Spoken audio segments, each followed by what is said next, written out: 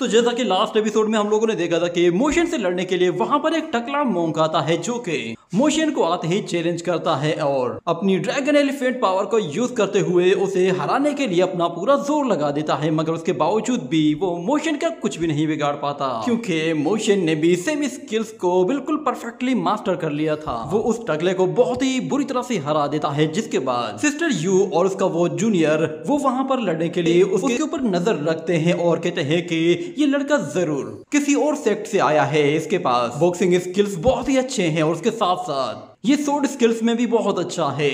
उसका वो जूनियर वो मोशन को मारने के लिए और उसकी पावर्स को टेस्ट करने के लिए उस पर अपनी दोनों स्वॉर्ड्स के साथ जाकर जैसे ही हमला करता है तो मोशन पीछे पलटकर उसके अटैक को आसानी से डॉज कर लेता है, मगर लिंगर उससे काफी ज्यादा डर गई थी। वो बंदा जैसे ही दोबारा से हमला करता है तो इस मर्तबा मोशन उसका हाथ पकड़कर उसे अपनी दूसरी साइड उछाल देता है। इतने में उसे वहां पर उसकी बॉडी में वो टैटूज नजर आते हैं, जिस पर लिंगर कहती है आखिर ये क्या है। तो मोशन कहता है कि मुझे इसमें एक ट्यान लुवो टावर नजर आया है। इस तरह का पैटर्न तो सिर्फ और सिर्फ लांग जूशु किंगडम के लोग ही बनाते हैं। मैंने इनके बारे में एक बुक में पढ़ा था कि इस तरह के वॉरियर्स के पास अलग अलग तरह की अज़ूरा ड्रैगन स्पिरिट्स होती हैं और कुछ लोग तो इनमें से ड्रैगन वुल्फ स्पिरिट को भी यूज कर सकते हैं। और जहां तक मुझे अंदाजा हो रहा है ये बंदा अपने साथ एक वुल्फ स्पिरिट रखता है। तो लिंगर कहती है इसका मतलब ये है कि इसके पीछे इसका एक मास्टर भी है जो कि कहीं यहाँ पे छुपा हुआ है। और वो बंदा जैसे ही उन लोगों को मारने के लिए आता है तो मोशन फौरन से उस क्रिस्टल वॉल से नीचे कूद जाता है। तो वो वॉरियर भी उनका पीछा करता है और उनके पीछे जाते ही उनके ऊपर एक साथ ट्रिपल स्वॉर्ड स्लैश अटैक कर देता है। लिंगर को लगा कि शायद वो उससे नहीं बच पाएगी, मगर मोशन उसे पकड़ते ही वापस से पीछे की तरफ पलटते हुए उन तीनों स्लैश अटैक से बचते हुए बाहर निकल आता है। मोशन यहाँ पर अपनी लेग टेक्निक को यूज कर रहा होता है, जिसकी वजह से वो उस क्रिस्टल वॉल पर बहुत ही आसानी से मूव कर पा रहा था। ऊपर से वो बंदा जैसे ही अपनी स्वॉर्ड थ्रो करता है तो मोशन उससे भी बचते हुए साइड पे हट जाता है। और दूसरी तरफ हमें सिस्टर यू को दिखाया जाता है, वो मोशन के स्किल्स को देख रही होती है और वो कहती है कि ये बंदा कोई लेग टेक्निक यूज कर रहा है, इसके लेग स्किल्स बहुत ही ज्यादा अजीब से हैं। ये अपनी लेग्स के साथ एक ड्रैगन की तरह मूव कर रहा है।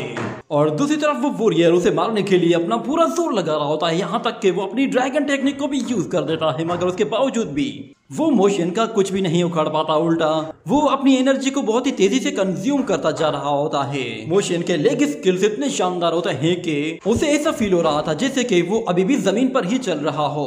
उस वॉरियर को समझ में ही नहीं आ रहा था कि आखिर मोशन इतनी आसानी से उसके अटैक को कैसे डॉज कर रहा है, जबकि उस बंदे की अपनी स्पीड भी काफी अच्छी होती है। इतने में मोशन पलक झपकते ही उसकी स्वॉर्ड के ऊपर आकर अपना पैर रखता है तो उस पर इतना ज्यादा वेट पड़ता है कि वो वॉरियर अपनी स्वॉर्ड तक नहीं उठा पाता और अपनी दूसरी स्वॉर्ड से अटैक करने की कोशिश करता है, जिस पर मोशन उसे एक और जोरदार पंच दे मारता है और अपने घुटने से वार करते हुए उसे हवा में ऊपर उछालकर एक सुपर किक के साथ उसका काम तमाम कर देता है। ये किक इतनी ज्यादा पावरफुल होती है कि उस बंदे के भी तोते उड़ जाते हैं और वो बहुत ही दूर जाकर उस क्रिस्टल वॉल के अंदर धंस जाता है। और मोशन को पता चल गया था कि ये अब दोबारा से खड़े होने के लायक नहीं रहा, तो वो उस खेल को खत्म करके वहां से जाने लगता है, मगर उसे फील होता है कि जैसे वहां पर कोई शख्स अब भी मौजूद है जो कि उस पर छुपकर नजर रख रहा है। वो लिंगर से कहता है कि तुम इस वॉरियर को कुछ पैसे दे दो क्योंकि इस लड़ाई में इसका बहुत ज्यादा नुकसान हुआ है, इसकी इंजरीज को हील करने में इसे बहुत ज्यादा पैसे खर्च करने पड़ सकते हैं। तो वो लिंगर उसे कुछ पैसे देती है और मोशन वहां से जाने के बहाने फौरन से गायब हो जाता है, जिस पर वहां पर बेटी सिस्टर यू डर जाती है कि ये लड़का अचानक कहाँ गायब हो गया। पर मोशन उसके बिल्कुल पीछे आ पहुंचा था, जिस पर उस लड़की को पता चल जाता है कि उसकी लोकेशन अब एक्सपोज हो चुकी है और मोशन अब उसके साथ खेलना शुरू कर देता है। ये देखते ही वो लड़की बहुत ज्यादा डर जाती है और अपने आप को बचाने के लिए वहां से दूरी बना लेती है, मगर मोशन वो अब भी उसे बिल्कुल हल्के में ले रहा होता है। मगर वो लड़की जब भागती है तो उसकी स्पीड बहुत ही ज्यादा फास्ट होती है। ये देखकर मोशन कहता है कि इसके पास अच्छी स्पीड है, चलो देखते हैं कि ये आखिर कितना स्पीड भाग सकती है। मुझे इसके बारे में पहले से ही मालूम है क्योंकि इस तरह की टेक्निक तो क्लाउड गॉड रिकॉर्ड में मौजूद है। इतना कहने के साथ वो अपने बुचर नाइफ के साथ उसके अटैक को रोकते हुए उसे वापस पीछे धकेल देता है और उसका जैसे ही पीछा करता है तो वो लड़की बहुत ही स्पीड के साथ वहां से भागने की कोशिश करती है, मगर मोशन की स्पीड भी काफी तेज होती है, जिसकी वजह से उस लड़की को अब काफी दिक्कत का सामना करना पड़ रहा होता है क्योंकि उसे आइडिया ही नहीं था कि मोशन लेस स्किल्स को इस तरह भी यूज कर सकता है। जैसे जैसे वो लोग भाग रहे होते हैं तो वहां पर उन लोगों के ऊपर बड़े बड़े पत्थर नीचे गिरने लगते हैं। ये देखते ही वो लड़की वो दोनों ही काफी तेजी से वहां से भागते हुए उन पत्थरों के ऊपर से भाग रहे होते हैं, मगर मोशन अभी भी उसका पीछा नहीं छोड़ रहा था।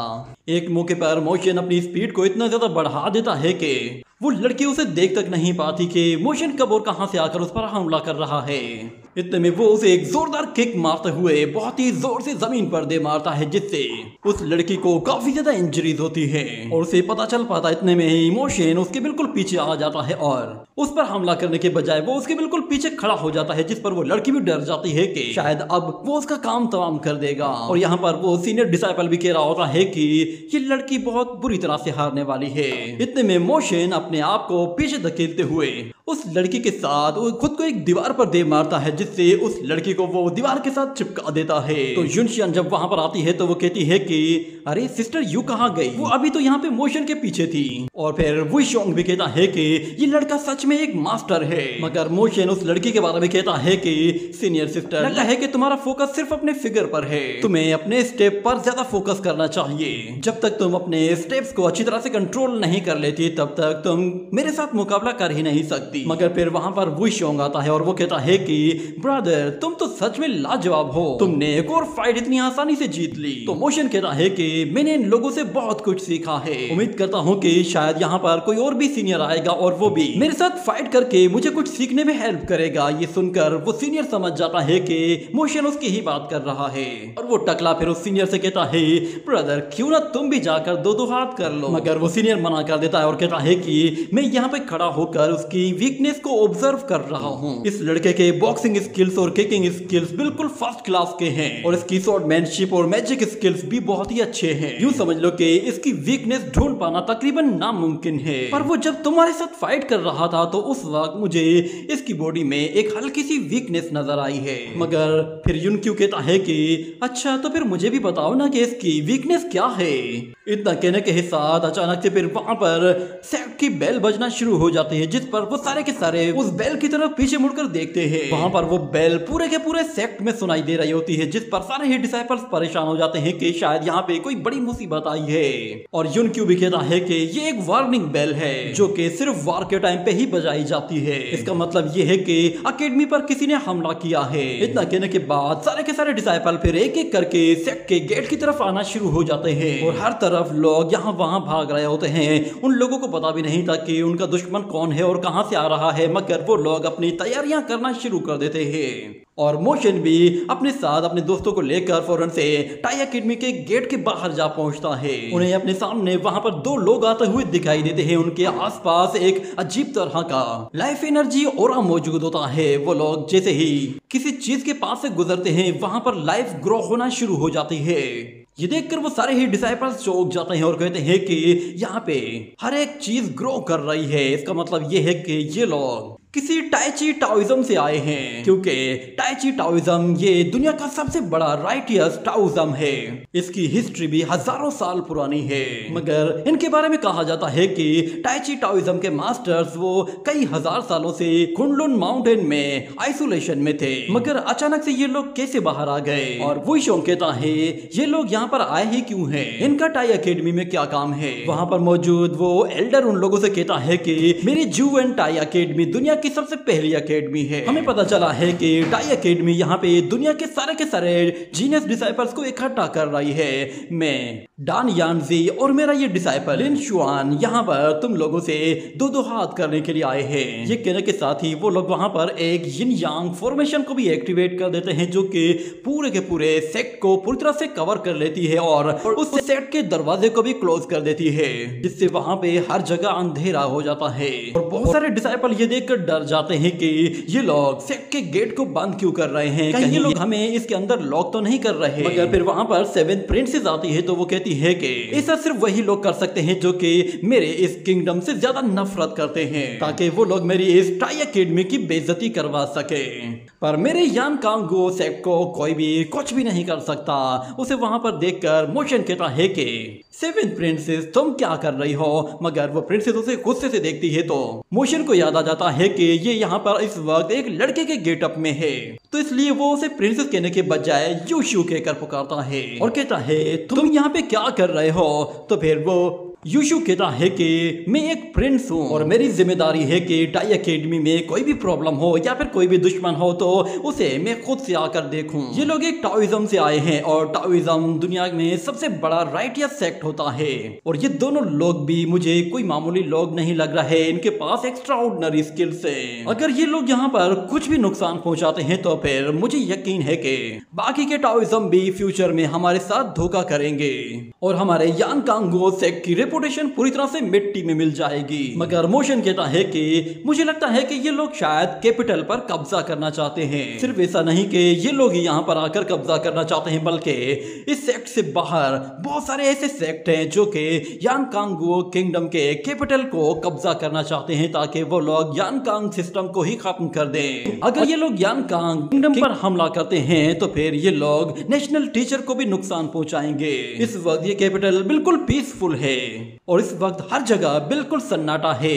आखिर ये लोग किसके लिए यहाँ पे लड़ना चाहते हैं? इंपीरियल मास्टर ही हैं जो कि सबके दिलों पर राज कर रहे हैं। वो जानते हैं कि लोग क्या चाहते हैं। वो दुनिया के जितने भी यूनिक स्किल्स है वो लोगों तक पहुंचाना चाहते हैं। और वहां पे खड़ा हुआ वो बंदा कहता है कि तुम्हारे नेशनल टीचर ने दुनिया के जितने भी स्किल्स हैं वो सारे के सारे अपने यंग मास्टर्स को सिखाए हैं। अगर तुम लोग मेरे इस डिसाइपल को ना हरा पाए तो फिर आखिर इतने रिफॉर्म्स करने का फायदा ही क्या?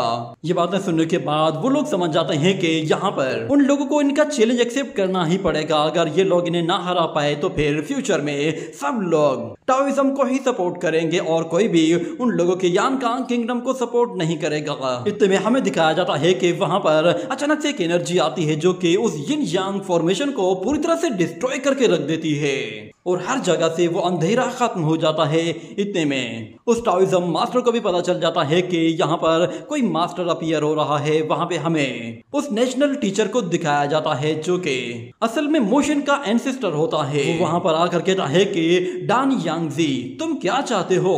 तो डान यांगजी कहता है कि डाओ ब्रदर मैं जानता हूँ कि तुम लोग वर्ल्ड ट्रेंड को फोकस करते हो। मैंने सुना है कि तुम लोग अपनी टाई एकेडमी के जरिए दुनिया के जितने भी यूनिक स्किल्स हैं उन्हें अपने सेक्ट में इकट्ठा कर रहे हो और जितने भी दुनिया में सेक्ट मौजूद हैं उन्हें तुम अपनी इंपीरियल एकेडमी के साथ रिप्लेस करना चाहते हो। यही वजह है कि एक टाओ मास्टर ने मुझे यहाँ पे भेजा है ताकि मैं आप लोगों की टाई एकेडमी की क्वालिफिकेशंस देख सकूं और पता लगा सकूं कि आखिर आप लोगों ने इतने ज्यादा यूनिक स्किल्स को सीखने के बाद अचीव क्या किया है। मैं अपने टाओइज्म से अपने एक डिसाइपल को लेकर आया हूँ। ये यहाँ पर काफी दूर से चल कर आया है और उसने एक लम्हे के लिए भी आराम नहीं किया है। ये काफी थका हुआ भी है। हम लोग अपने टाओइज्म्स को दोबारा से रिवाइव करना चाहते हैं और उसके लिए हम लोग यहाँ पर तुम लोगों को चैलेंज करने के लिए आए हैं। तुम लोगों में से कोई भी बंदा मेरे डिसाइपल को आकर चैलेंज कर सकता है। अगर तुम लोग मेरे डिसाइपल्स को हरा देते हो तो फिर मैं तुम्हारी टाई एकेडमी के यूनिक स्किल्स को मान जाऊंगा और यहाँ से वापस चला जाऊंगा और दोबारा कभी भी लौट कर नहीं आऊंगा। तो फिर वो नेशनल टीचर कहता है कि अगर हम लोग इस लड़के को ना हरा पाए तो फिर क्या?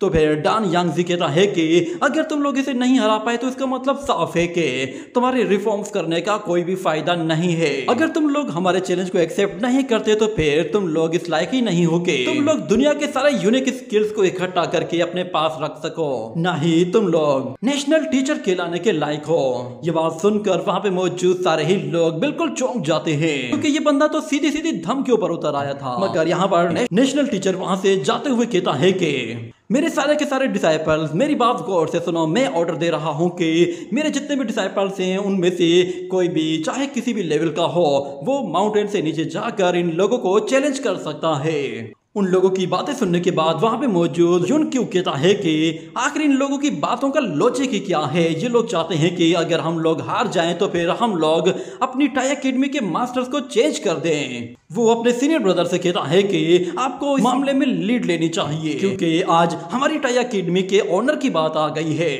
इससे पहले कि वो सीनियर जाता मगर वहां पर सिस्टर यू अपने जूनियर के साथ कहती है कि चलो देखते हैं कि ये लोग कितने ताकतवर हैं। ये कहने के साथ वो दोनों ही लिन शुआन के साथ फाइट करने के लिए जाते हैं। तो वहां पर लिन शुआन उन्हें आते देखकर उनके पावर लेवल को नोट कर लेता है कि ये लोग सेकंड रियलम में हैं। मगर ये लोग इतने वीक हैं कि ये लोग खुद को सेकंड रियलम का कहलवाने के भी लायक नहीं हैं। वो फौरन से अपनी जिन यांग पावर को यूज करता है, जिसके बाद वहां पर अचानक से कुछ ऐसा होता है कि जिसका उन दोनों वॉरियर्स को पता भी नहीं चलता और वो दोनों बहुत ही बुरी तरह से पिटते हुए वहां से दूर जा गिरते हैं। उन लोगों को समझ में ही नहीं आया था कि आखिर उन लोगों पर हमला किसने किया है, क्योंकि वो लड़का अपनी जगह बिल्कुल खामोशी से खड़ा हुआ था। ना ही उसने कोई वेपन थ्रो किया, ना ही उसने किसी एनर्जी का इस्तेमाल किया है।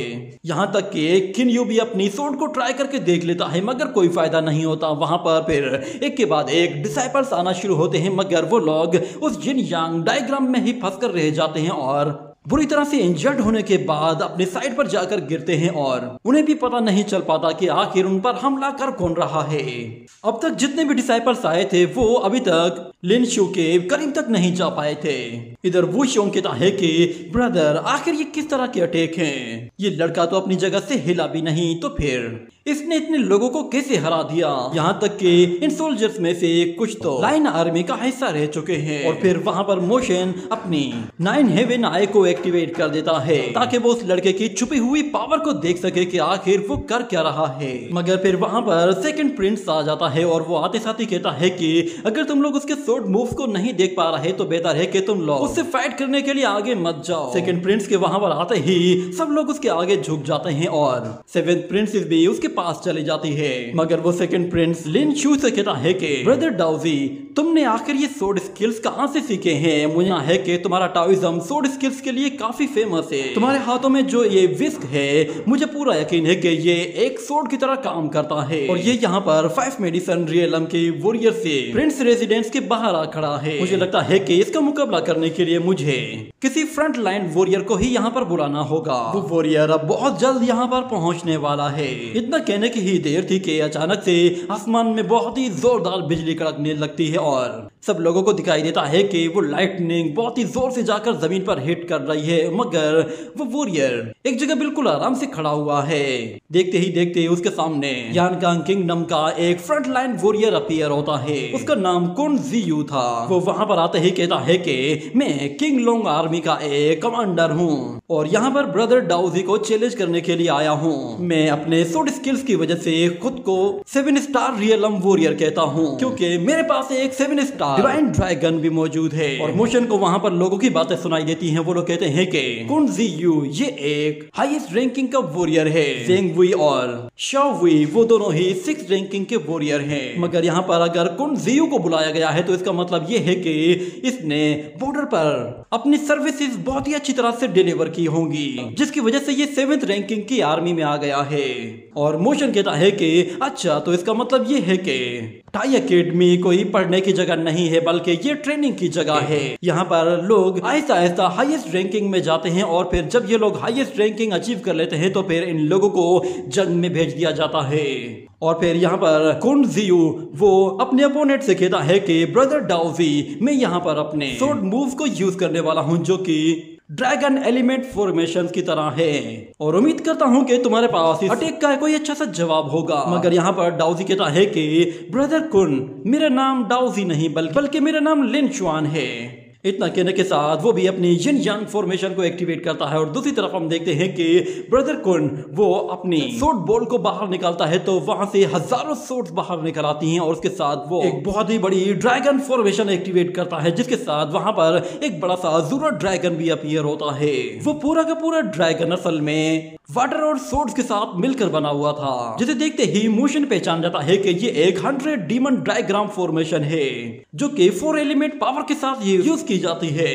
यहाँ पर ये वॉरियर जैसे ही अपने उस ड्रैगन को उस वॉरियर की तरफ रिलीज करता है तो लिन शुआन फौरन से अपनी जिन यांग आई का इस्तेमाल करते हुए उस टेक्निक को अच्छी तरह से स्कैन कर लेता है, जिसके बाद वो कहता है कि ब्रदर कुन, तुम्हारी इस टेक्निक में भी कुछ वीकनेस है। ये कहने के साथ वो फौरन से अपने हाथ में मौजूद उस ब्रश को गोल गोल घुमाते हुए वहां पर एक यिन यांग शील्ड क्रिएट करते हुए उस ड्रैगन को और उन सोर्ड्स को बहुत ही आसानी से वहां पर रोक लेता है। और उसके साथ साथ हमें दिखाया जाता है कि वो एक इनविजिबल अटैक करता है, जिसके साथ वो उस ड्रैगन को और उन सोर्ड्स को पूरी तरह से डिस्ट्रॉय कर देता है, जिसकी वजह से ब्रदर कुन जियू भी हर्ट होता है और उसकी वो पावरफुल टेक्निक भी लिन शुआन के अगेंस्ट काम नहीं आती। मगर लिन शुआन कहता है कि नेशनल टीचर ने जो ये सोर्ड स्किल्स क्रिएट किए हैं ये कमाल के हैं, मगर बदकिस्मती की बात ये है कि तुम खुद नेशनल टीचर नहीं हो।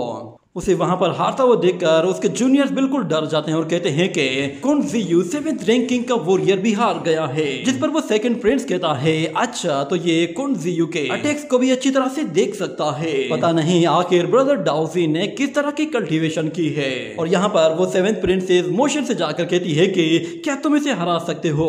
ये सुनते ही डाउजी फौरन से मोशन की तरफ देखता है। उसे पता चल जाता है कि मोशन के पास कोई खास विजुअल पावर है, जिसके बाद हमें उसका एक फ्लैशबैक दिखाया जाता है जिसमें वो अपने एक मास्टर को कह रहा होता है कि डान यांगजी ने वहां पर एक पावरफुल पर्सन को देखा है, उसके पास 2 एक्स्ट्रा आई पपिल मौजूद हैं, यानी कि वो बहुत ही आसानी से मेरी टेक्निक्स को डिटेक्ट कर सकता है। मगर उसका मास्टर कहता है कि अपने हार्ट को बिल्कुल शांत रखो जैसे कि पानी होता है, चाहे उस पर कितना भी कोई भी असर क्यों ना हो वो बिल्कुल शांत ही रहता है।